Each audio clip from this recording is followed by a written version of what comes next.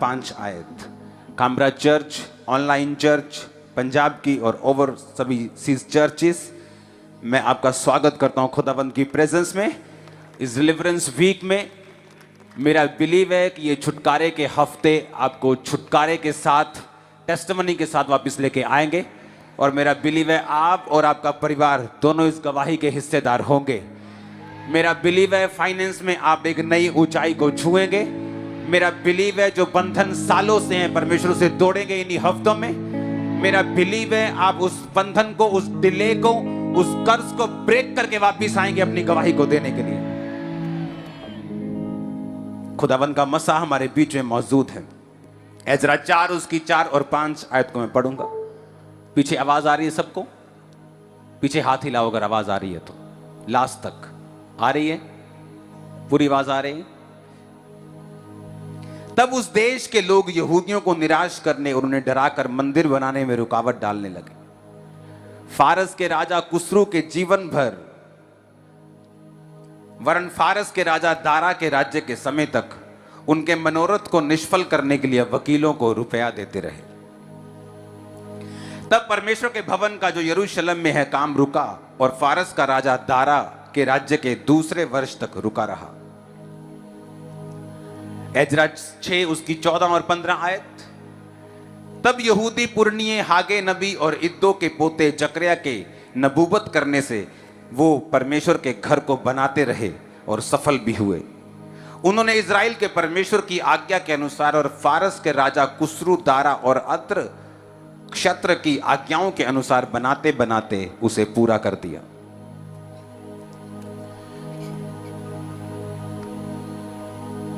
यीशु मसीह के जन्म के बाद जब यीशु मसीह ने अपनी हीलिंग मिनिस्ट्री को स्टार्ट किया, ये गूंज हल्का कम करो, इसको सिंगिंग से हल्का बाहर निकालना है, हल्का सा, बहुत हल्का सा।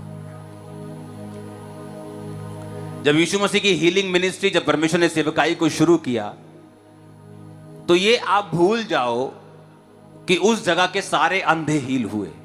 ऐसा नहीं हुआ।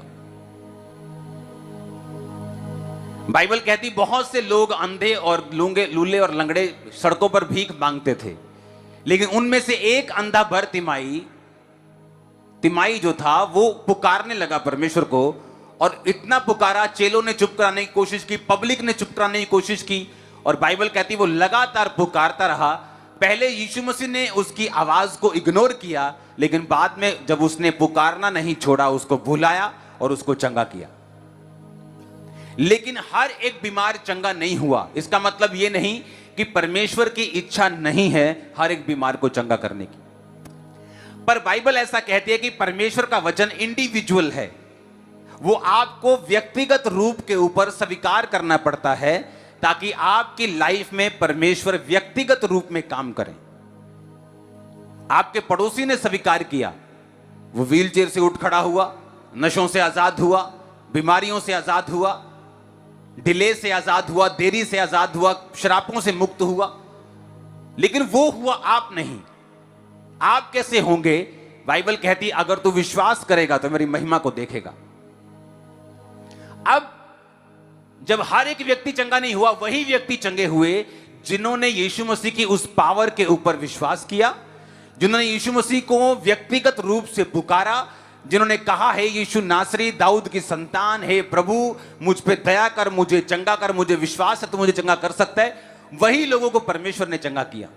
बाइबल में यहां तक भी लिखा हुआ है कि प्रभु यीशु मसीह कुछ जगह के ऊपर बड़े काम नहीं कर पाए क्योंकि लोगों के अंदर वो विश्वास नहीं था। उन्हें लगता था ये तो हमारे बीच में पला और बड़ा है, क्या इसकी बहनें हमारे बीच में नहीं रहती, क्या इसके भाई हमारे बीच में नहीं रहते?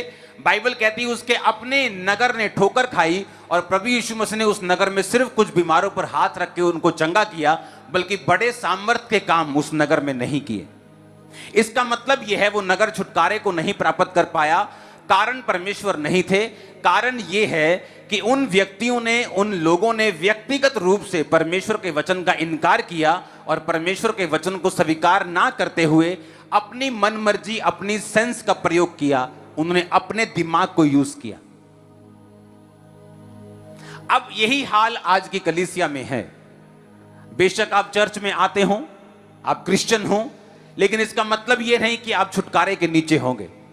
आपको अगर छुटकारा चाहिए, आपको वचन की नॉलेज चाहिए। जिस तरह पिछले हफ्ते मैंने आपको बताया था कि अगर आप जीवित चर्च का हिस्सा नहीं हैं तो आप छुटकारे के करीब नहीं जा सकते।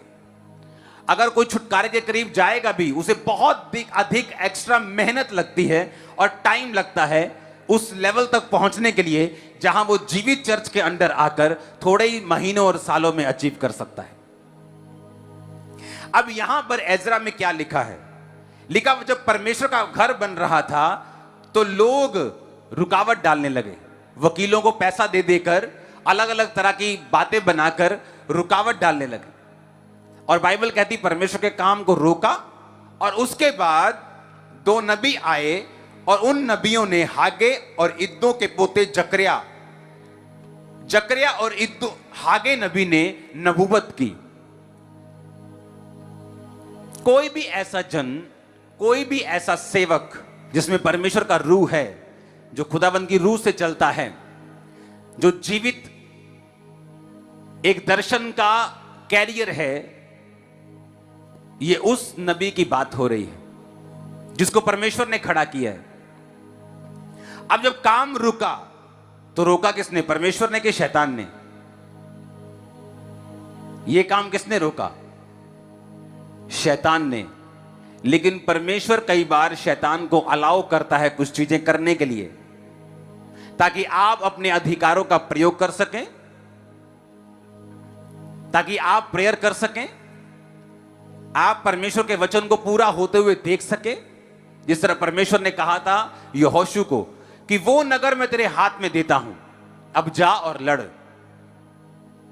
अब नगर तो तेरे हाथ में दे दिया, पर जब तक तू जाएगा नहीं और लड़ेगा नहीं, तू उसे प्रैक्टिकली अपने हाथ में नहीं ले पाएगा। और बाइबल कहती वो गया और लड़ा, क्योंकि पहले से जीत उसकी तय थी, तो इसलिए सिर्फ उसने जाकर लड़ना ही था।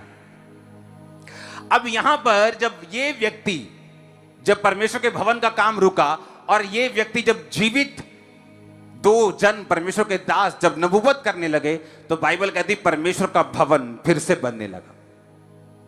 ऐसा क्या हुआ? क्योंकि जब आप जीवित चर्च, जीवित विजन की अनॉइंटिंग के नीचे आते हैं, आप बंधन में नहीं रहते। आपकी लाइफ, आपका बिजनेस, आपकी जिंदगी आज उस सारे कर्सेस से फ्री होकर वापस जा रही है जो शैतान ने आपको दिए थे। आमीन, ऊंचे वाला चाहिए मेरे को। अब यहां पर जैसे ही वो जीवित परमेश्वर के जनों से मिलते हैं, काम फिर से शुरू हो जाता है। चाहे वो परमेश्वर का ही काम था, चाहे आप बोले परमेश्वर मैं तेरे नाम के लिए ही बिजनेस करना चाहता हूं, मैं तेरे कामों को सपोर्ट करने के लिए ही तो बिजनेस कर रहा हूं, तो तू मेरे काम को क्यों नहीं चलने दे रहा?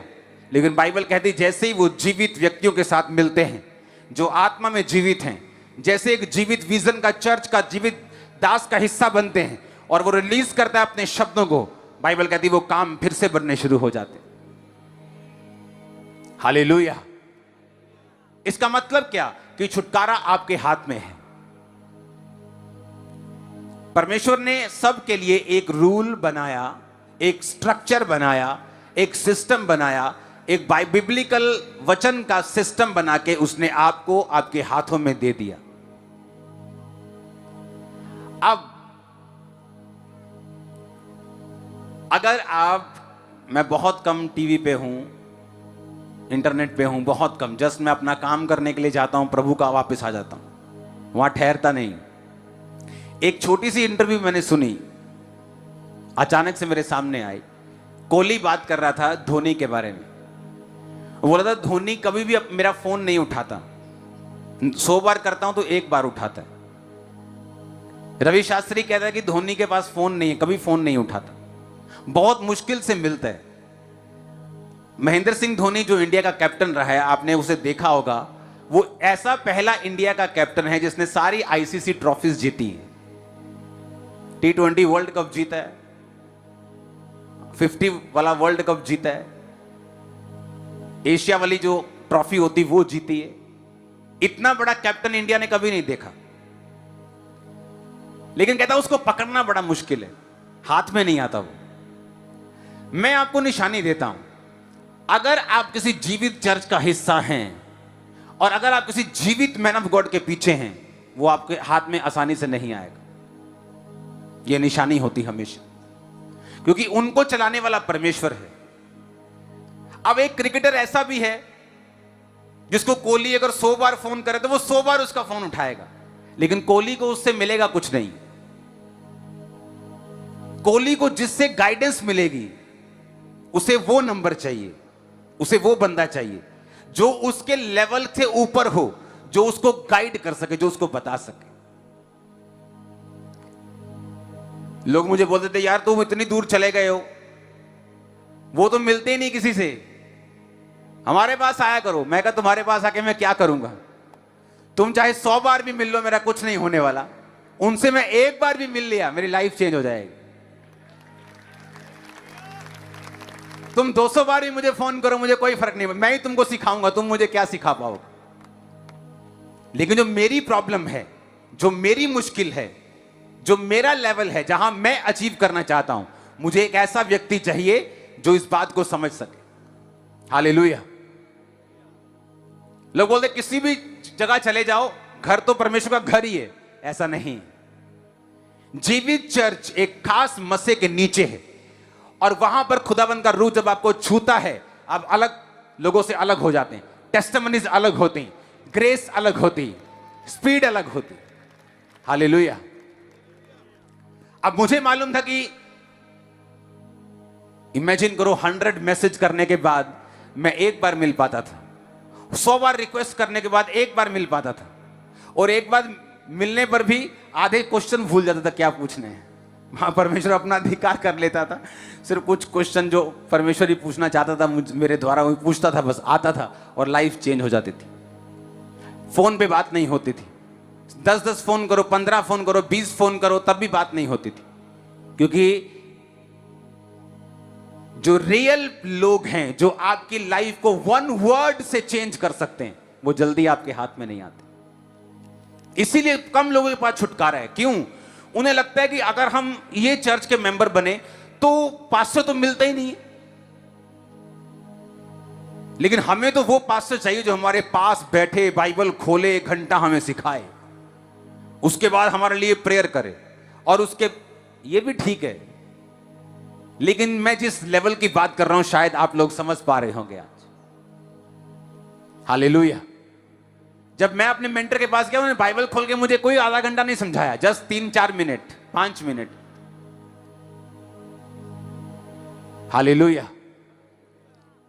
जो रियल लोग हैं, अगर वो आपको एक मैसेज भी करें किसी भी चीज का, अगर आप उसे फॉलो करें, आपकी लाइफ सेम नहीं होगी।